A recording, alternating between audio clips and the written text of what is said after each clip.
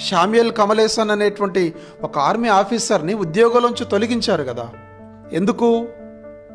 నన్ను నిర్మించిన వాడే దేవుడు, నేను నిర్మించింది దేవుడు కాదు అనేది క్రైస్తవ విశ్వాసం అండి. దేవుడు ఒక్కడే అని ఆరాధించుచున్న వాళ్ళు ఎవరూ కూడా మరొక దాన్ని వాళ్ళు మొక్కరు ఎప్పుడు కూడా. ముస్లిమ్స్ కూడా అంతే.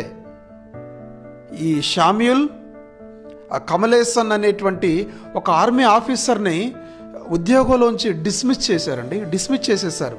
దీనికి సుప్రీంకోర్టు కూడా ఇది కరెక్టే అన్నది.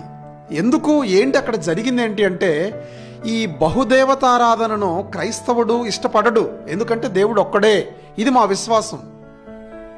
నిజంగా ఈ నిర్ణయం ఆ శామ్యూయల్ గారిని, కమలేసన్ గారిని డిస్మిస్ చేయటం అనేది, నిజంగా ఉద్యోగంలో నుంచి తొలగించటం అనేది అన్యాయంగా అనిపిస్తుందండి నాకైతే.